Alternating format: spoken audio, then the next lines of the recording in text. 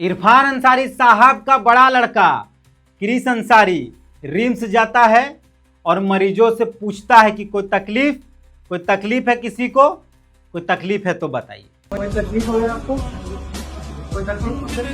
कोई तकलीफ है तो बताइए। मंत्री जी का लड़का आए हुए हैं, बड़े लड़का आए हुए हैं, बताइए। अब इरफान अंसारी साहब इस पर सफाई दिए हैं।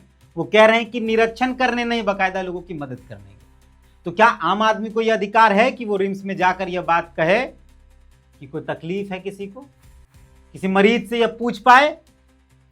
वो तो कहते हैं कि उनका बेटा जो किया उसके लिए उसकी वाहवाही होनी चाहिए।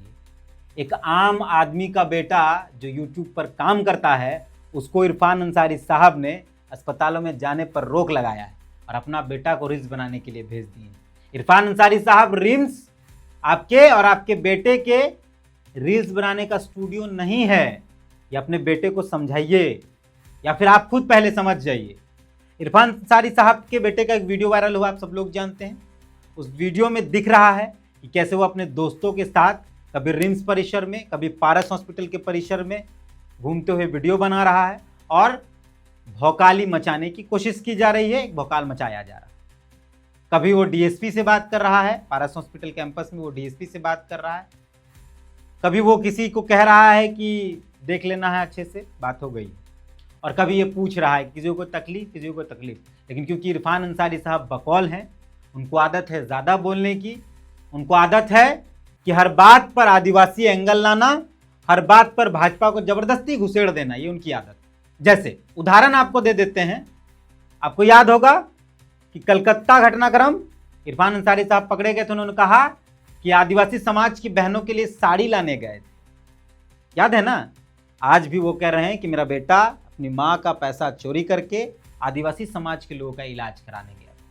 इस राज्य के अंदर आदिवासी समाज इस स्थिति में है कि वो सिर्फ और सिर्फ बुरे दौर से गुजर रहा है, जिसका एकमात्र मसीहा है इरफान अंसारी। वो अपने वीडियोस में ये बताना चाहते हैं। अब सवाल इरफान अंसारी साहब से बहुत सारे हैं, लेकिन 2-3 पूछ लेते हैं।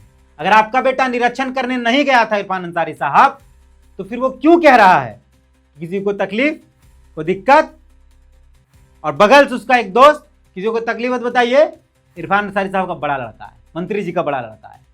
कहा जा रहा है ना, झारखंड के लोगों के अंदर यहां खाली नहीं है। इरफान साहब, आपका बेटा बाजार बना रहा था, आपका बेटा रिम्स में वीडियो बना के सोशल मीडिया में भोकाल बना रहा था। उसका और कोई परिचय नहीं है क्रिस अंसारी का। एक ही परिचय है कि इरफान अंसारी का बेटा है, और उसका कोई परिचय नहीं है। फुरकान अंसारी का पोता है, इसका और कोई परिचय नहीं। और आप कह रहे हैं कि मदद करने गया था। आप अपने बेटे को बढ़ावा दे रहे हैं सफाई पेश करके। बाकायदा आपको कहना चाहिए था गलती हुआ है, दोबारा ऐसा नहीं होगा। लेकिन आपने उसमें आदिवासी समाज, भाजपा जबरदस्ती इन चीज़ों को खींचा। सिर्फ एक वीडियो नहीं है, और एक वीडियो दिखाते हैं कि आपका बेटा कैसे, वो टोन माफिया वाला है। हम तो गाइडलाइन की वजह से वो वीडियो सुना नहीं सक रहे, लेकिन दिखाते हैं। वो माफिया वाला एक टोन है, कदे माफिया एक कैसे करके एक टोन है, वो टोन के साथ आपके बेटे का वीडियो है और आपके सामने कैसे पैर चढ़ाकर बैठा हुआ। आप कहते हैं आपका बेटा बाहर पढ़ रहा है, छुट्टी में आया है। तो छुट्टी में आता है आपका बेटा, तो उसको अपने साथ घुमाते हैं कि पॉलिटिक्स सिखा रहे हैं अपने बेटे को? बताइए। आप कह रहे हैं कि वो एकदम पढ़ाई लिखाई रखने वाला बेटा है, पढ़ाई लिखाई करने वाला लड़का है। छात्र नेता का पोस्टर लगा कर खुदे प्रणाम कर रहा है, और आप कह रहे हैं कि पढ़ाई लिखाई करने वाला बेटा है। पूरा धुरवा वाले इलाके में किसी को भी पूछ लीजिएगा, पुराना विधानसभा के सामने लगा हुआ है पोस्टर, छात्र नेता है। तीसरा पीढ़ी तैयार कर रहे हैं, सीधे काहे नहीं कहते हैं? दिक्कत क्या है?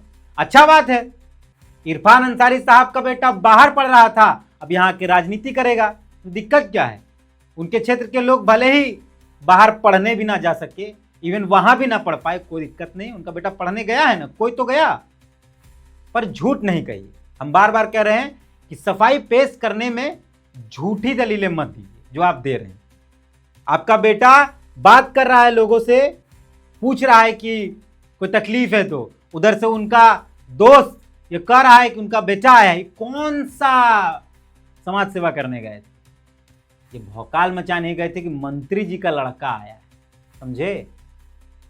ये भौकाल ही मचाने गए थे। भले आप इसको जो बोले, इसको जैसे भी ले ले। पारस हॉस्पिटल का वीडियो है, रिम्स का वीडियो है, कहीं तो ये दिख नहीं रहा है कि किसी की मदद कर रहे हैं। और आपका बेटा अगर पैसा चोरी करके बांट रहा है तो बांटने का वीडियो कहां है?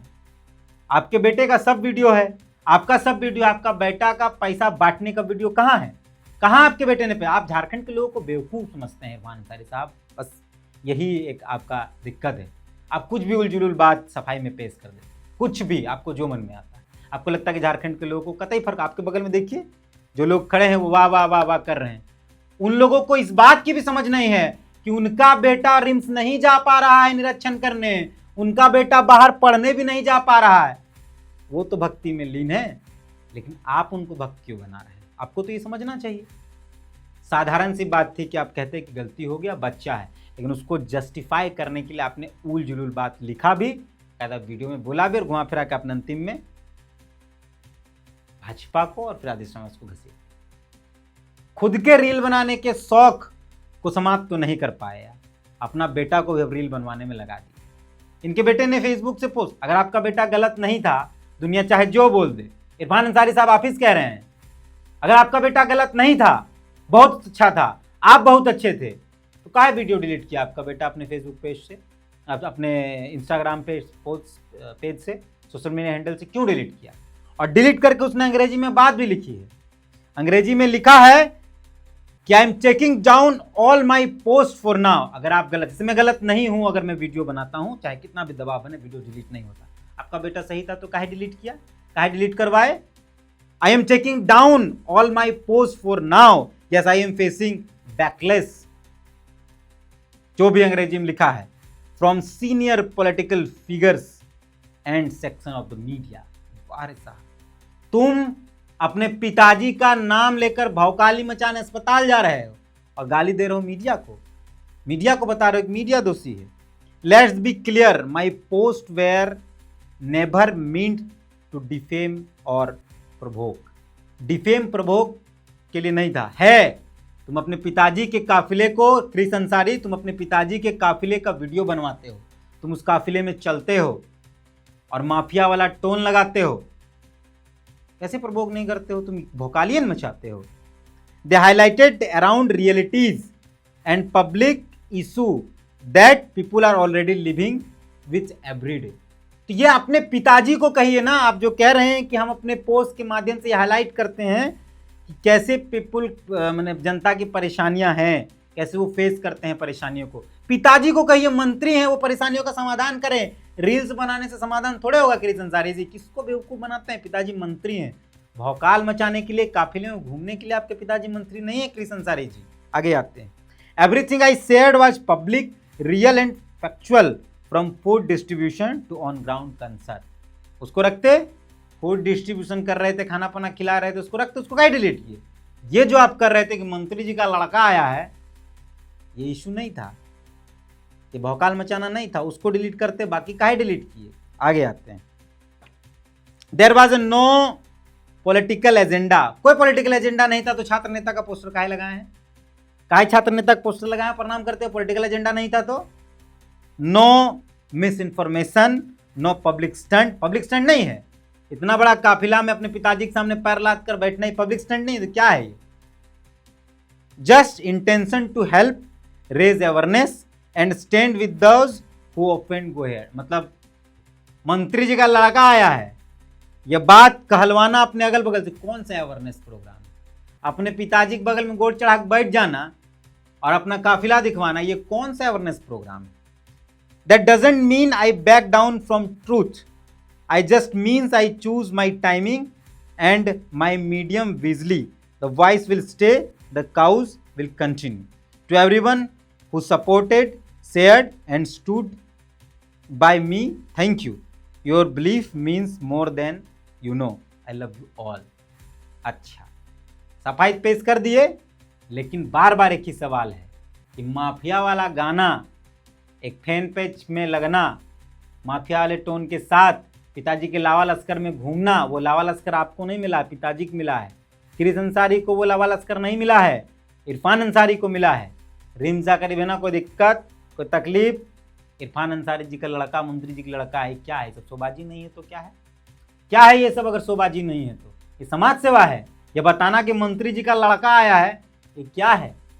ये समाज सेवा नहीं है, ये शोबाजी ही है, चाहे उसको आप और आपके पिताजी कैसे भी जस्टिफाई करें। मंत्री जी ने एक बात कही कि मेरा बेटा पैसा चोरी करके माँ का, अपने आदिवासियों का, गरीबों का, पिछड़ों का इलाज कराने गया।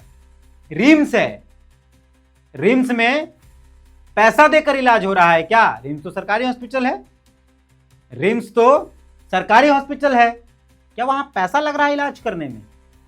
अगर पैसा लग रहा है तो शायद इरफान साहब आपको सोचना चाहिए कि आप किस व्यवस्था में बैठे हैं, आप किस व्यवस्था को चला रहे हैं।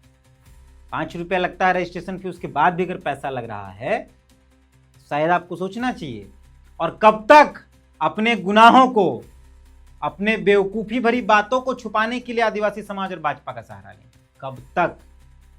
एक आम आदमी का बच्चा जो यूट्यूब पर काम करता है वो नहीं जा रहा है अस्पताल, क्योंकि आपने उस पर बैन लगा दिया है। आपका बेटा जा रहा है भोकाली मचाते हुए, वीडियो लगाते हुए, हैं? और आप कहते हैं आपका बच्चा पढ़ रहा था, छुट्टी में आया था, छात्र नेता तक पोस्टर लगाया रांची में। पद की गरिमा तो रखिए इरफान साहब, कि वो भी खो दिए। अगर वो भी खो दिए तो कहते पिताजी का गरिमा तो रखिए। आपके पिताजी का तो सम्मान है, आपका पता नहीं, पिताजी का तो है, उसको तो कम से कम बरकरार रखिए, या उसको भी खो दिए। बाकी आपकी इच्छा। मैं आम जनता से, आप लोगों से जो मेरे वीडियो को देख रहे हैं, उनसे कमेंट में प्रतिक्रिया चाहता हूं कि आप इस मसले पर क्या सोचते हैं। चलो इस वीडियो को समाप्त करते हैं, मिलते हैं। जी।